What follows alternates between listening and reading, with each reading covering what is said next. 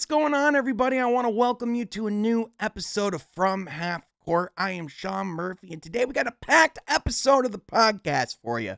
We are talking about all things Detroit Pistons and their head coach search. We have the latest update on the list of candidates that have been granted permission to interview the Detroit Pistons. We'll talk about what that means, who else could be potentially interviewing for the job, and what that implications are for the future of the Detroit Pistons. But also, we're going to be talking about all things NBA playoffs, our takeaways from the first weekend of playoff hoops, and our way too soon predictions about the Warriors and Kings. Man, the Sacramento Kings look awesome. Light the mother beam. They're up 2-0 in the series.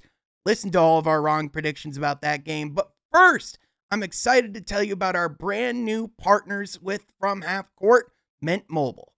If you're like me, I found myself physically ill over the price that I've been paying for my phone bill over the last few months. But I've always felt trapped because I've always felt that I needed to pay that much in order to get good service. However, Mint Mobile has proven that's not the case. You might already know Mint Mobile with their advertisements with Ryan Reynolds, who, by the way, is also an owner. But for real, the star of Mint Mobile is their amazing service. Mint Mobile offers premium wireless for as low as $15 a month, and you don't have to sacrifice any coverage, speed, or data. They're built on the nation's largest 5G LTE network, and the reason why they're able to keep their costs so low is because they sell directly to you online.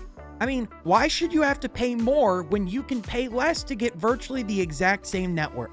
I personally switched to Mint Mobile over the last couple of weeks over my genuine desire to save money on my phone bill, and I've been blown away by the results so far. I personally can't even tell the difference between the switch. The transition was seamless. The app is super user-friendly. You can even go and manage your family plans in there as well. And the best part is after your first 3 months, Mint Mobile tells you exactly which plan is best for you, even if it costs you less money. Their primary focus is passing the savings to you and giving you quality service at the same time. Switching to Mint Mobile is super easy. Thanks to their digital eSIM cards, you can switch right from the comfort of your own home. And if your phone isn't eSIM compatible, Mint Mobile will send you a brand new SIM card free of charge. The whole process takes only 15 minutes, and if you get stuck, Mint customer service is ready to help you right away. If you're interested in reliable coverage and fast data for a fraction of the cost, you can go to mintmobile.com/Sean Murphy to get savings right away. That's mintmobile.com/Sean Murphy, or use the QR code on the screen or a link in the description down below. Thanks so much to Mint Mobile for partnering with From Half Court. And with that, let's get right into the podcast.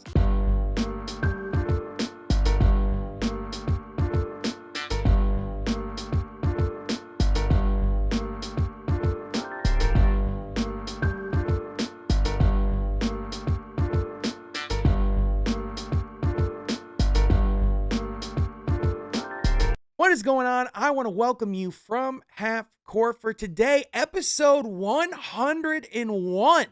Man, that is crazy. I am your host, Sean Murphy, alongside my guy back from surgery from Tesla headquarters, my guy, Jeff Iafrady. Jeff, it's good to have you back. I don't want you to say too much right now because we're still going to get your vocal cords back. In all seriousness, my boy has a 2-hour show he does each week. This will be a little shorter episode because we got to take care of a boy. We got to take care of our own. But Jeff, it's just good to have you back, man. I'm excited to be back. I'm currently on load management.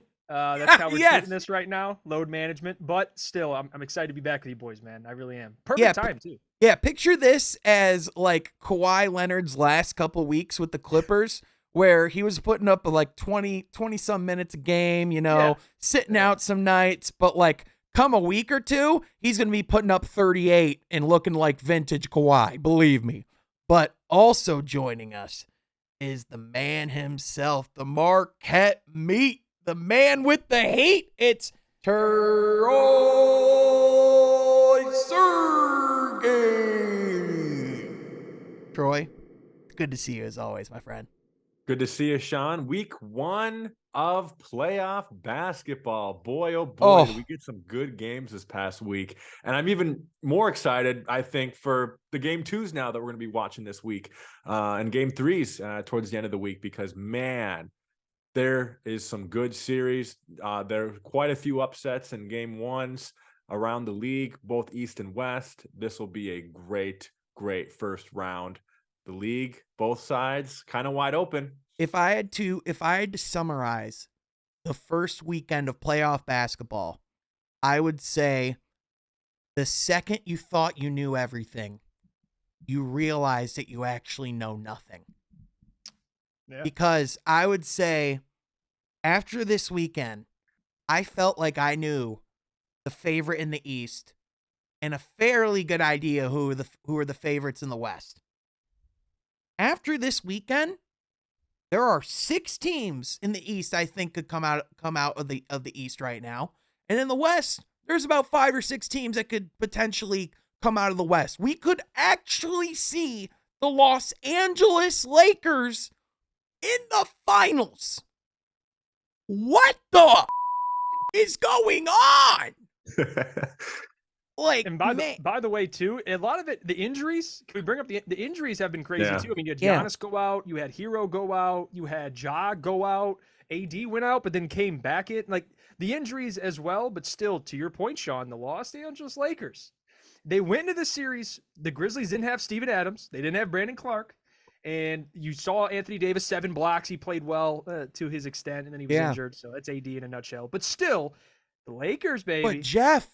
The Lakers, a combined 53 points from Rui Hachimura and Austin Mother Reeves, Hillbilly Kobe, man. I mean, Hillbilly Kobe. I mean, LeBron after the game, he told another lie where he was like, "I always knew that Austin Reeves was going to be great. I saw him in his first practice, and I knew instantly this boy was." I don't know about that. No shot.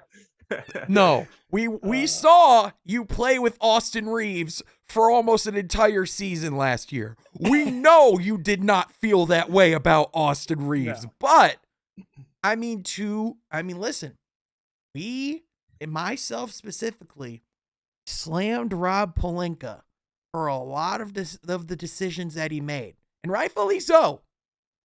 But seemingly, a lot of those decisions he redeemed in this one trade. And over the course of this season, the work that he's done to put a competitive roster like forward to compete with LeBron James, incredible. Now the one question is going to be, will LeBron's feet hold up?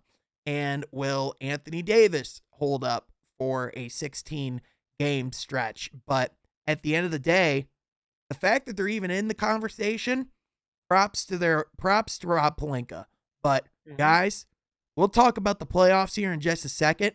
It's time to talk about the Detroit Pistons coaching search. One of the biggest stories for the Detroit Pistons this offseason, one of the most important decisions in Troy Weaver's tenure. We have information and sources that confirm what we know so far. We have 6 coaches who are confirmed to have permission to interview with the Detroit Pistons. Those 6 coaches are Rex Kalamian, which is, Rex from the Pistons coaching staff, also coaches internationally, guy who filled in as an interim head coach whenever Dwayne Casey had to take leave, a guy who has, who Omari Sankofa pointed out has a great relationship with Jaden Ivey. Also on the list, Pelicans and former Warriors assistant Jaron Collins, a 3-time NBA champion, a young guy who has been considered for a long time as one of the next up coaches in the league. Brooklyn Nets assistant Brian Keefe, who was previously a member of the Oklahoma City Thunder staff, has a relationship with Troy Weaver, but also Kevin Durant credits him for, quote, everything he knows. So that's a pretty good thing to have on your resume. Milwaukee Bucks assistant Charles Lee, who is currently the Vegas odds leader of the pack, so to speak, for the next Pistons coach. Miami Heat assistant Chris Quinn, and former Connecticut overtime elite coach Kevin Ollie. A lot of interesting names on this list, guys. But I think there's a common theme here. All these guys would be first-time head coaches, but they've all been a part of programs that bring discipline, defense, and culture. And what did Troy Weaver say he was looking for in a head coach? Discipline, development, and defense. That's what the next head coach needs to bring. Mm-hmm. With that, what are your guys' thoughts of the initial list of candidates? Who would you like to see interview for the job? And how do you feel about the process as a whole? Yeah, I love it because these guys are winners, right? And I think that's exactly the type of coach that we need to bring into the program of the Detroit Pistons moving forward with a Cade Cunningham, with a Jaden Ivey, with a first round, hopefully top 3 pick in the draft, and whatever free agents we come in. We need a coach who has a winning culture already established. And those assistant coaches that you named, again, like you said, none of them have ever been head coach tenured, but the assistant coaches, I mean, you talk about Milwaukee, what they were able to do in the playoffs. The one guy from Miami, right? 6 years in Miami. Yeah. That's a great, yeah. And then the Warriors, go ahead, Sean. Just really quickly, sorry to just to point out really quickly, these guys might not have coached as the head coach before, but 3 of these guys have experience in the NBA finals. Right.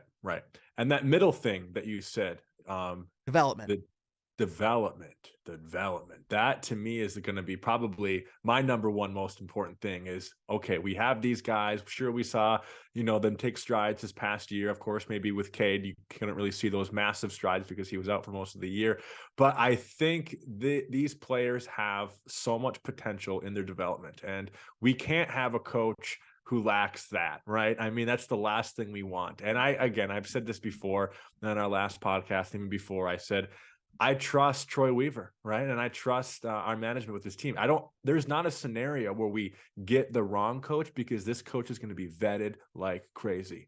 I'm not really giving it a ton of thought, Sean, because I know that the right choice is going to be made. Sure, when they announce the coach, sure, that's when we can get into more practical conversations about what exactly their role is going to be. What players do we think can have the most potential of growing alongside this coach? But I think the process is fun. But like you said, or like I said, I'm not giving it too much thought, to be honest with you. Yeah, absolutely. Jeff, my guy to put you on load management, Ime Udoka, a guy that is not mentioned yet. Would you like to see him interview for the job? And do you think we will see his name in the coming week?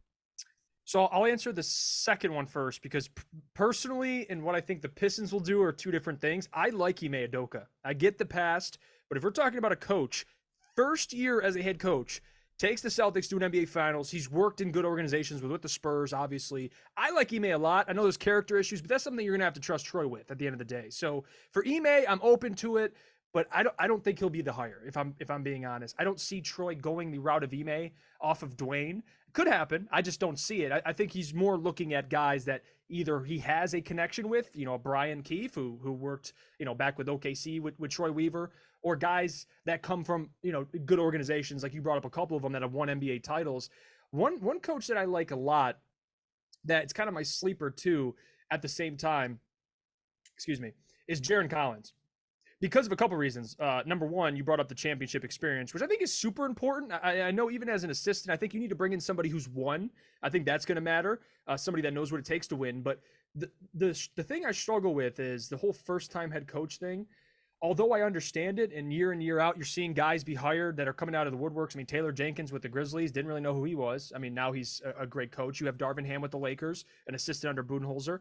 I like Charles Lee a lot. Mm-hmm. And Charles Lee, Jaron Collins, these 2 guys, like for Charles Lee specifically too, his experience working with bigs is what I look at, because you have right now Duren, Bagley, Wiseman.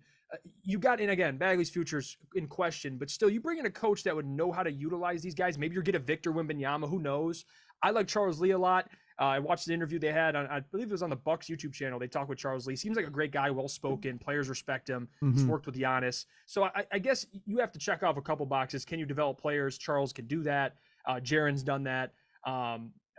Brian Keefe's done that. Kevin Durant obviously would know a lot about that. And the other thing I'd prefer is championship experience. That's why I like Ime. He's been to the finals, but still, at the end of the day, like Troy said, you trust Troy Weaver in this scenario. It's the most important decision he'll make besides drafting Cade. We talked about that.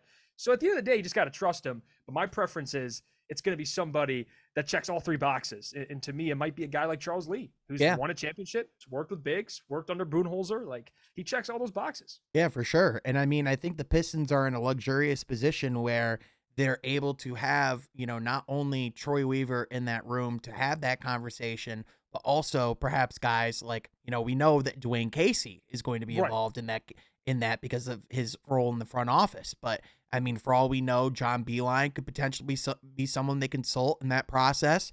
But in addition, that Troy Weaver has numerous connections throughout the league, through different organizations, knows, different potential, prospects that could be coaches. I mean, it's clear that Troy Weaver has people in mind of potential coaches of this team going forward.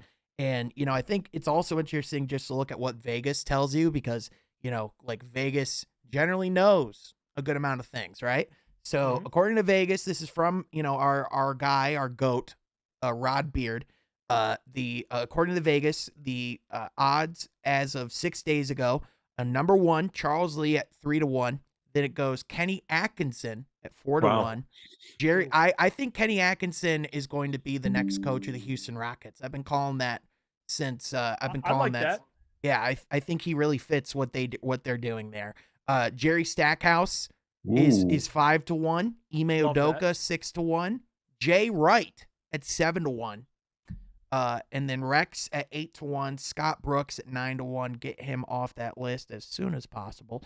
Frank Vogel at 10-1, and that goes, so far and so forth. But I think ultimately where it really matters on this is like the first 4 or 5 names. I think Jay Wright is someone that's been thrown around for a while as a potential NBA candidate, and I would imagine that their reasoning there is if they get Wemby, that I'm sure it would be tantalizing for Jay Wright. But ultimately, guys, I think, more than likely it's either going to be a first-time head coach or a guy who's only coached for a year and potentially had some weird stuff happen with his organization that forced him out for an entire year. But now they're going to have to vet through the weird interdynamic situations that he had with a certain team in Massachusetts that we're calling the Boston Celtics. You know what I mean? Who, if I had to ask you guys, who would be your top 3 choices?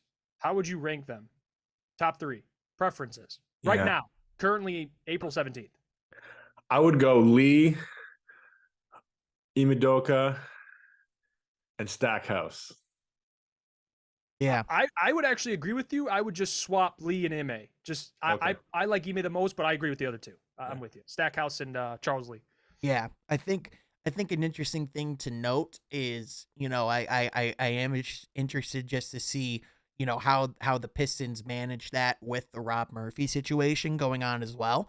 I know they said that they're hoping to come to a resolution with that as well, but I think that's just something to keep in mind is just, the Pistons, will, have to very much take that into consideration just with the culture that they want to maintain within the organization. But also, I think ultimately, like, if you're asking me, like, my top 3 right now, I would say, I would definitely say Charles Lee is probably my number 1, just based off of the base knowledge that I know. I still want to do more research this week as we're, getting through this vetting process, but I like the fact that he has, this years of experience under Mike Budenholzer's staff, one of the best, one of the quickest growing coaching trees in the league, but also the experience that he's had. Like, he's been atop the Eastern Conference wherever he's been, right? And, he's been, a part of this Milwaukee Bucks team, and that's a team that has discipline, that has defense, that has a great culture, that and let's be honest, it would be beneficial to have someone who knows the in and outs of Milwaukee if we're going to be trying to one day take down Milwaukee. So if I'm like very baseline, like thinking of like if we are going to go with a new candidate, that would make a lot of sense. Now at the same time, Ime Udoka, if I'm just going off of, what we know, that guy can coach. But at the same time, as you guys said, it would have to be with the confidence of Troy Weaver has the utmost confidence that he's going to be a great fit, both culturally, but also on the court as well.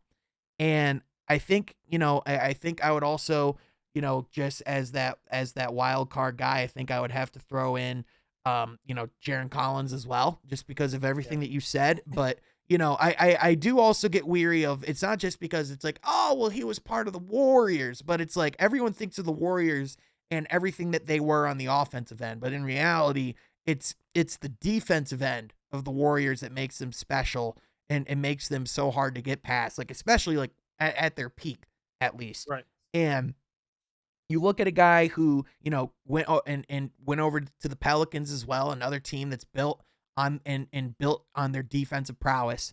I just, I like the fact that all these guys that are in the mix, are a part of competitive situations, which obviously you're going to get with every hire, right? But like, I think it's with the right intent and the right mindset for the philosophy that they're fitting with this team. It's not just like an NFL team where it's like, oh, well, we're going to go get the guy who had the quarterback with the most touchdowns. We're going to go get that guy be our offensive coordinator. It's like, no, this guy actually fits what we're doing, right? Yeah. And I think that's Sean, super important. When do you think that the decision will be made? July or August? I think it's going to be quicker than that. I think, way quicker. Okay. Yeah, before the lottery, right? Or before the draft? Oh, definitely before the draft. Yeah. 100%. Yeah, 100% before the draft, because not only do you want him to be a part of the draft process and have a say in whatever pick that they get, but in addition, you want to get a staff assembled, because you have to think about, not only do you need to, not only do you need to have your staff known at some point in the offseason, like, you have to know who's coaching in the summer league. You have to know, like, who's going to be, like, you have to have some form of staff, like, for that, right? So I would imagine, like, I have no idea what they're going to be doing with the assistant coaching staff of Dwayne Casey. I would imagine they're going to give the head coach some say as to who's going to be on his staff. I would imagine there's going to be, some turnover and some guys returning. I'd have a hard time seeing the Pistons letting Rashard Lewis out of their system. But at the same time, again, that's just the thing. The important things about who's the right coach are the interpersonal connections and dynamics that we just have no idea about yet, right? So I think, like, for now, it's like, I'm going to be doing a lot of research on these guys' backgrounds, but ultimately I'm interested to see, how these guys speak in interviews. I'm interested, like, I'm going to be more judgmental when we get to the opening press conference and we see, how the coach begins to take his stamp on this team. You know what I mean? Like, that's where, I'll more so be judging. But at the same time, I mean, at the end of the day, it's Troy Weaver. I mean, I haven't seen him miss on a draft pick yet. Even with Killian, there's still something there, right? Mm-hmm. So I think overall, that's a pretty good position to be in, 100%. But guys, it's time to talk playoffs, man. I mean, we alluded to it earlier, but this first weekend was incredible. I mean, Jeff, I'm going to let you pick, since you missed last week. What series do you want to talk about first? Because there is a levy of a load of things to talk about from this weekend. I would be remiss if I did not bring up the Golden State Warriors facing the Kings. I mean, can we big time. The game one, I'm watching the game. Light the mother beam, man. I want to say this before, because we've given the Kings, some shade, and at times they deserved it. But right now, I got to give the Kings a lot of credit. Here, oh, right? yeah. Because the whole beam thing, lighting up the city, like, at first I'm like, it's kind of cheesy. But watching them do it after they beat the Warriors in game one, I felt like I was a Kings fan. Like, I was excited for them and for the trade. I mean, it goes back all the way to trading Tyrese Halliburton, I feel like. Like, this has been building now with De'Aaron, choosing De'Aaron over Tyrese, the hesitancy. You see Tyrese balling over in Indiana. Here comes De'Aaron, 40 points in game one against the reigning, defending NBA champions. I got to give the Kings credit. And Mike Brown, by the way. Because Mike Brown, I loved his answer after the game when they were like, the Warriors are giving you a ton of credit. He goes, man, they're trying to get to me. Like, he knows. And that's why I love him on Mike Brown. Speaking of newly hired head coaches, the Kings, man, they're on a roll. The Warriors, as much as I still believe they'll win the series, you got to be concerned. Like you got to be concerned, not even just about them winning game 1 in Sacramento, but how they won. Like De'Aaron had 40. In the Warriors offensively, they struggled, but defensively, they looked awful. And we knew the Kings were bad, but they can score points. So the Kings, to me, they're a team that's interesting. I'm tuning into every single game of the series. I can't wait. Yeah, and then tonight we got a great one as we're recording Monday night, and I think with that series, see, we know what Steph and Clay are going to do, right? We absolutely know what they're going to do. They're going to get their own. But seeing performances, I like to see a little more out of Wiggins on the Warriors side. First same with game back from right, yeah, right, of course, and Kevon Looney too. Both on both ends of the court with him. But man, the Kings' energy in that home court, game 1, like nothing I've seen in the past 5 years that's just that electric. But as we know, as Pistons fans, maybe we've not had the longest drought as far as getting to the playoffs. We certainly have had a long drought of winning a playoff game. So I think there's part of us that can relate to that. But I mean, props to them, props to De'Aaron Fox, and Sabonis had a pretty good game too. And just Malik Monk too. Malik Monk shot 14 from the free throw line. But Sabonis Trey Lyles coming alive. Right, Trey Lyles, yeah, our boy. Sabonis has been so consistent all year. It'll be really curious to see. He didn't even have that great of a game, and they still won.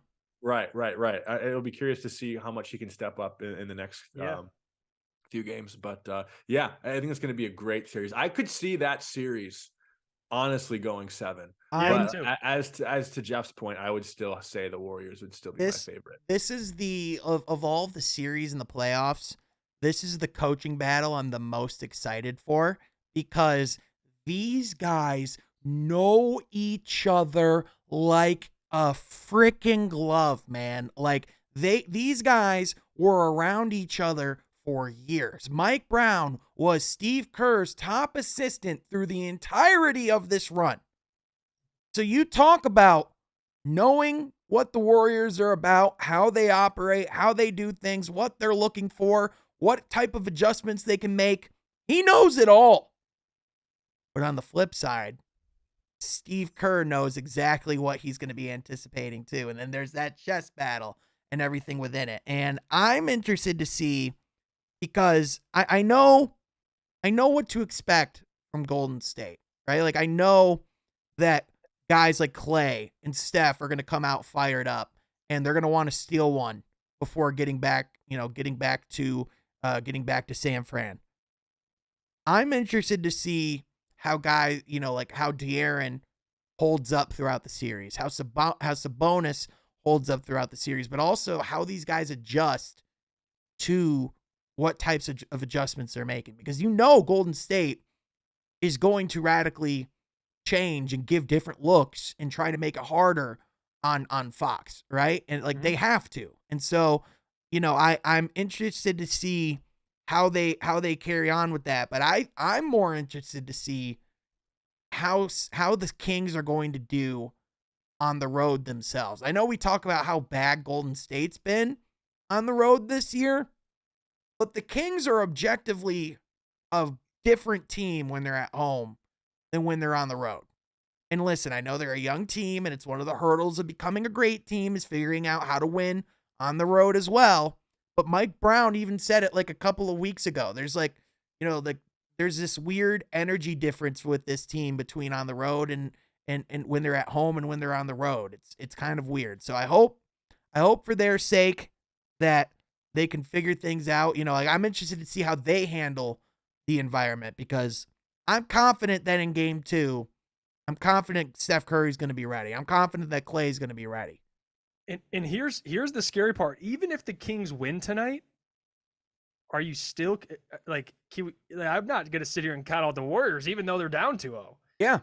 So that's the scary part, is the Kings can win tonight, and the Warriors can win the next 2 and be tied 2-2 going to Sacramento. So it's series. I agree with Troy. I think it can go 7. Like I really do. If they each win a game at home and it's decided in Sacramento, I can see it. Well, yeah, that's the thing. It's going to come down to who's going to be able to get a win on the road, who's going to be able to overcome the massive home court advantage that each team has in the series. Like that is going to decide it. And if you're just basing off of experience, if you're looking at which team has the best player, Like, yes, I get the Kings are statistically one of the best offenses in NBA history. Statistically, the best offense in NBA history. Yeah. But again, it's one game. You still have to do it a series of times. And until dethroned, even if this team's looked mid at times, they're still the defending NBA champions. They sure are. So you cannot count them out in that regard. And the scary thing is how this team's going to look as Wiggins starts to get the cobwebs shaken off a little bit more and a little bit more. How in the world are we going to keep replicating that quality of shot making, though? Like, it was just back and forth and back and forth and back and forth.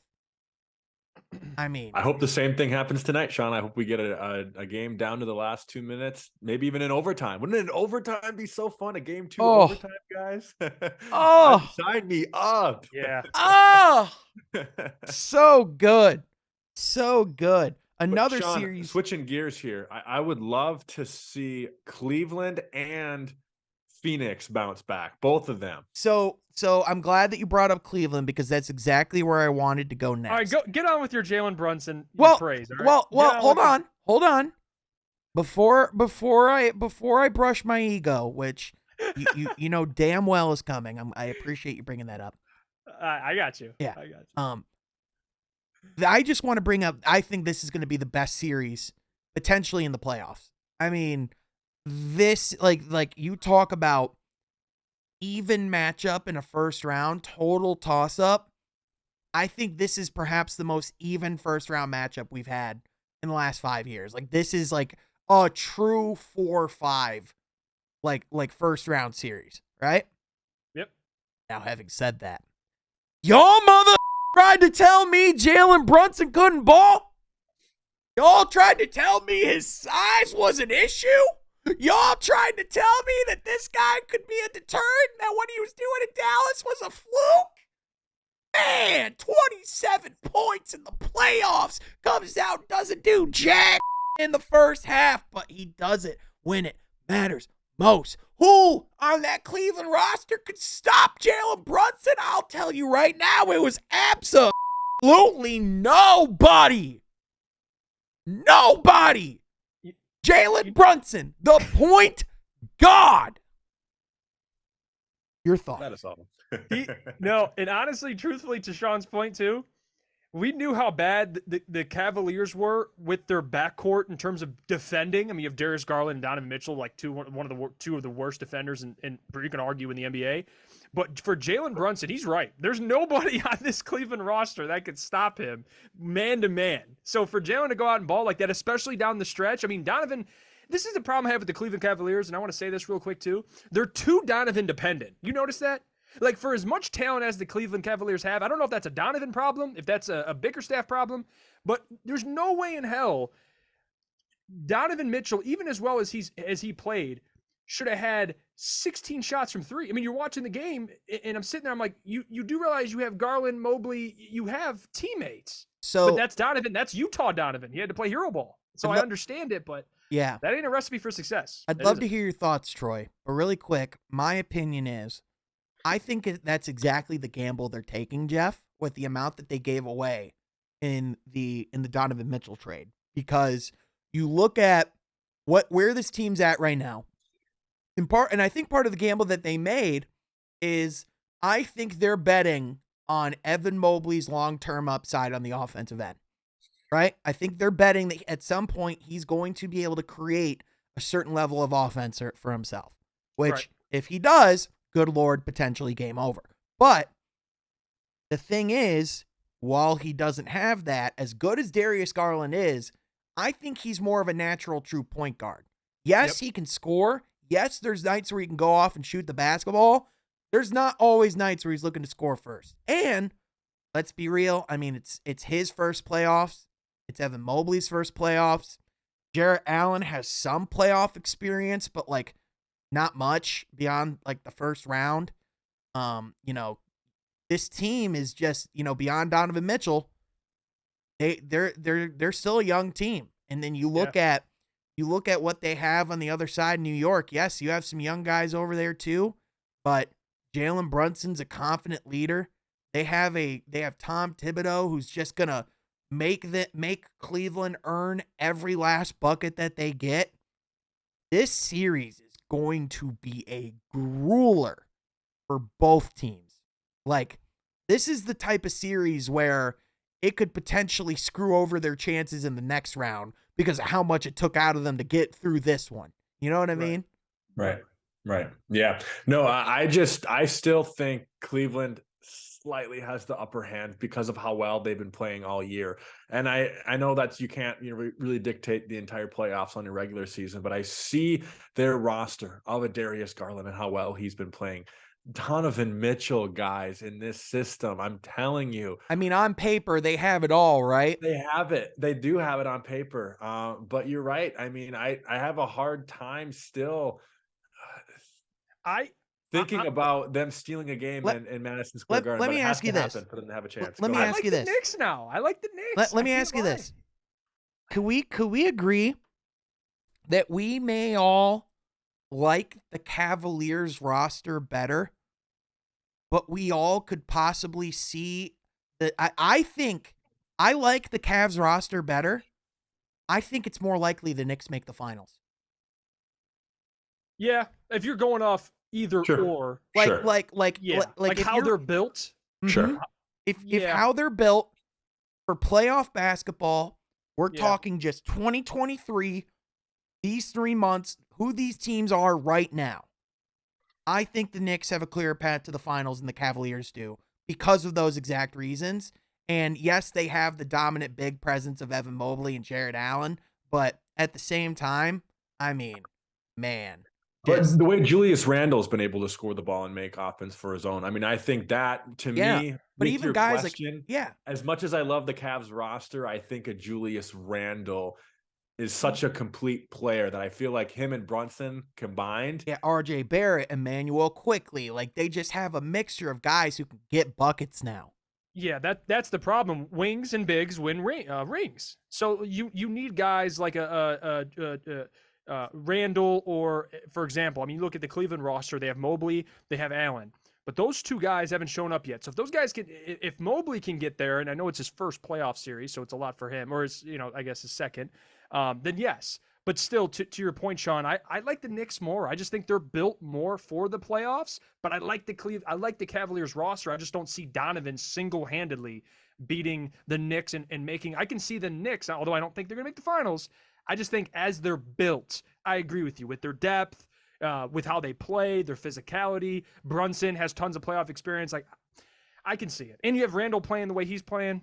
Like, I don't hate it. I think Cleveland's a team that is ultimately still, learning things. It's still a young team. It's still piecing a lot of things together. Whereas I think the Knicks are I think the dynamics of their team and their team chemistry is what makes them a real threat. But Donovan Mitchell could potentially, after this postseason, have the highest scoring average in the history of the NBA playoffs. So that's another thing as well. We talk about, what the Knicks have, like in their hands. I mean, guys, Donovan Mitchell has been that good. Like, he's been a top 10 player in the league this year.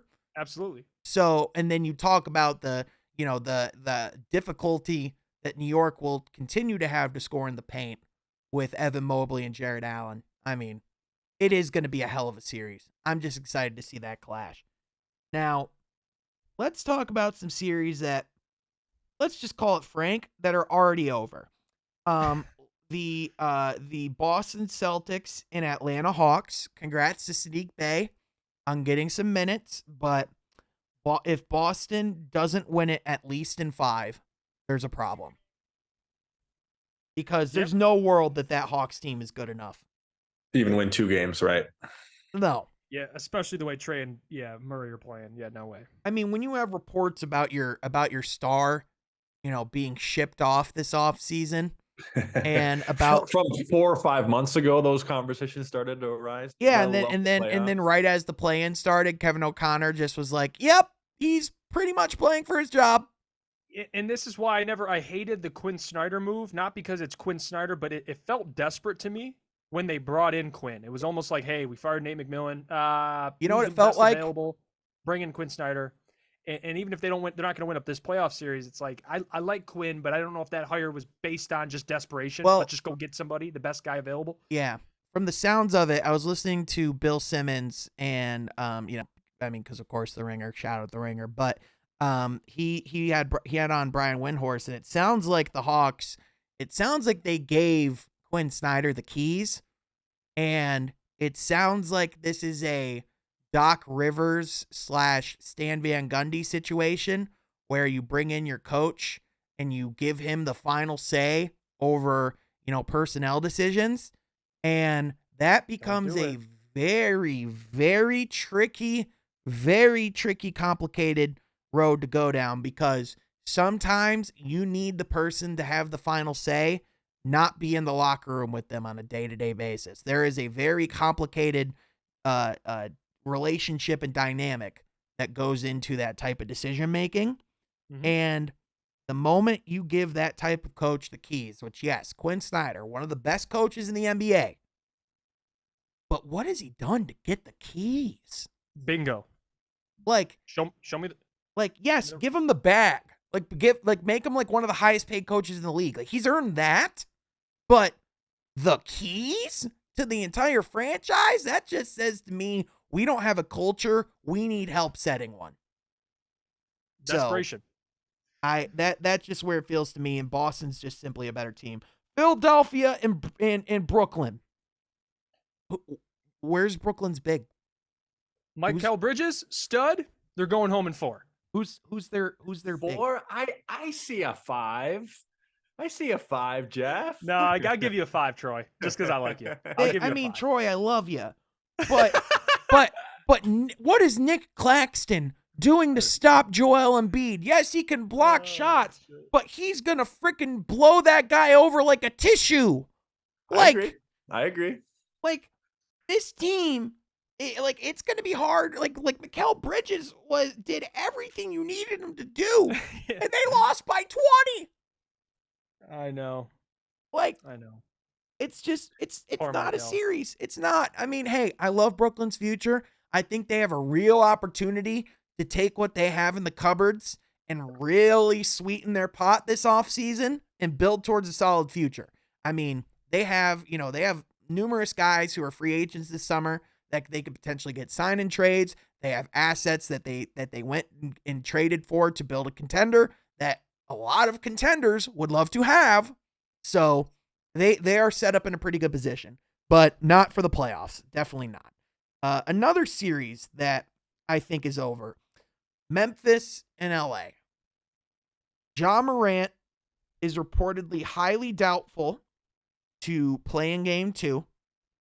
And after game 1, according to Shams Charania, his right hand was in so much pain that he reportedly couldn't even use it to unball a pair of balled up socks. Which, if you do that on a daily basis, you know how little strength that takes to do.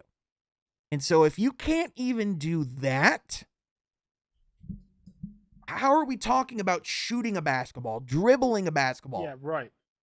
Like, we're not even in that realm. We're talking about, can you tie your shoes? Meanwhile, they don't have anybody to defend Anthony Davis. So they're already missing Steven Adams and Clark, and now you lose Ja. Like, yeah. Well, I mean, you have Jaren Jackson, but he's solid, but he can't do it all. You have him for 2.5 minutes until he's in foul trouble. Right. Until he's in foul trouble. That's the problem. And yes, you had guys like Desmond Bane who are still having, who had a solid performance, and you have a good roster that can compete and hang. I just think between the culture issues that this team's faced this year, the health issues, the momentum that they've had, or lack thereof, going into the playoffs, with just all the bad fortune that they've had dealt their way, it's just not the year. And, this Lakers roster, barring injury on their end, they look like they're comfortably going to get into the next round. Now, a series that shouldn't be competitive, but I'm nervous will be now, is Miami and Milwaukee. I mean, guys, I didn't even know that there's a world where Giannis could be injured. I mean, on one hand, are we sitting back and just kind of going, well, is he going to pull what he did in the playoffs last time he got injured, where he just came out and looked normal again? Right. Or is this, I mean, because listen, this is a back issue. Back issues don't just go away. And even if you're playing with it, is he going to be at the same mobility? If I'm being real, and I know this is going to come off weird and it's going to sound odd, but I'm more worried about Miami without Hero than I am the Bucks without Giannis. I know that sounds crazy, but without Giannis, not saying for a whole this playoffs, round, this round, just for this round, exactly. That's what I mean. Because without Hero, that team takes a hit significantly. Without Giannis, they take a huge hit, but they've won games. What are they, above 500 without Giannis, I believe? I think they're like 11-6, something like that. I mean, I'm more concerned, even without, if Hero was still healthy, I'd be concerned. But since he's hurt, I still like the Bucks in this series. Even if Giannis plays, if he's 50%, 25%, give me all the percents. I mean, they're still going to win. Yeah, I mean, you bring up a good point, because it's not even a week ago that we saw that Atlanta Hawks playing game where Miami couldn't make anything, and that was with Tyler Hero in the lineup. And listen, as great as playoff Jimmy Butler looks, as good as Max Strus can be in stretches, I mean, they're going to have to rely on Duncan Robinson now on both ends of the court. And who hasn't really gotten many minutes or touches really all season long, and even last season too, not a ton. So imagine during the bubble saying 3 years later you're going to have to count on Duncan Robinson, and that being a bad thing. Like there was a couple years ago where it was like, well, that guy's one of the best shooters in the league. But then, of course, that was quite literally. Then you gave him $60 million. Yeah, it's almost like it was quite literally in a bubble. But, guys, another series that definitely isn't over, and the last one I want to talk about before we wrap up this week's pod, is the Los Angeles Clippers and the Phoenix Suns. Yeah. This was a slugfest that went down to the wire, and what made the difference was rebounding. Believe it or not. Specifically Russell Westbrook coming up big and making big plays at the end of the game, despite shooting 3 of 19 from the field. 2-0 in games where he shoots 3 for 19. Which I don't know. So far in the playoffs, I don't know how that makes sense, but it is what it is. Which, I mean, listen, the fact that the Clippers have to rely on Russ to shoot 19 shots in this stage of his career is an indicative problem of where they're at this series, because reportedly Paul George is not going to be ready for this series or possibly the playoffs. So if the Clippers are without Paul George, their ceiling is inherently low. Right? However, I mean, guys, other than Kevin Durant and Devin Booker, who do you trust on this Phoenix team? DeAndre Ayton to me has been extremely disappointing. And I remember the conversation we had, more Pistons related, about signing DeAndre Ayton and what that entailed. My goodness. And for DeAndre Ayton, and I'm not trying to single him out because it was Kevin Durant's first loss as a Sun. So as a team, they just didn't play well. But still, DeAndre Ayton didn't show up. And they're going to need him, especially in this series. I mean, you're going against Zubac. Like, DeAndre Ayton should be putting up 20 and 10 a night on him. So, again, moving forward, it's more on the others. I love Devin. He's my favorite player to watch. But still, you're right, Sean. I mean, there's some problems right now with the Suns. I mean, Devin Booker. The Suns were a sleeper to make the finals. We'll see. I mean, Devin Booker. They got to take down the Clippers without Paul George first. Yeah, I mean, Devin Booker's looked awesome on both ends of the court. Devin, he's balling. Yeah, he made some plays on the defensive end of the court that, like anyone that's like, oh, Devin Booker's not a winning player. I mean, shut up. Like, that's just blatantly false. And I think, including Chris Paul in that mix too, I think we need to see some more out of him, but we know what he can do. We know what he's done the past, 10, 15 years in the, 10, more than 10, but 15 plus years in the league so far. And I just think getting Chris Paul to his full potential, like we've seen him do time and time again, we're going to need that if the Suns are going to be a contender for the finals. Right, and that's the question: is what Chris Paul are we going to get in this playoffs? Because let's be honest, there were points this year where Chris Paul just, straight up is that like, it's like you fear the point where a player looks like they've appeared to be a shell in themselves, and it's like it feels like we're kind of reaching that point with Chris Paul a little bit. He still is like able to make impactful plays. I think the aspects of his offensive game, just creating separation, I don't think that's going to be, just a thing he can consistently do anymore. But, I think if they can just continue to find more ways to get Kevin Durant the ball, because that was like the biggest thing in that game. Get Kevin Durant the damn ball. Why does he have one shot in the fourth quarter? Yeah, that should never happen. Never. No, that should never happen. And especially after you quite literally sent the farm, the farm, like the freaking Home Depot, the Lowe's, you name it. Like you sent pretty much everything of your future to get this guy. One shot? Yeah. I mean, I know they're going to correct that. I know part of it was having Kawhi Leonard on him, but that just, guys, it can't happen. But no, ultimately, we're just going to be blessed with some really good basketball in the coming weeks.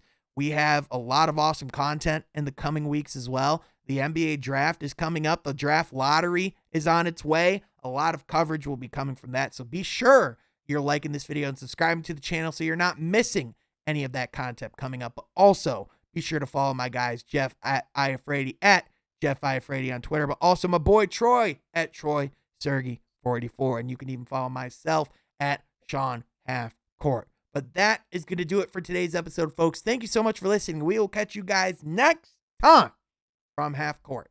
Be sure you're subscribed.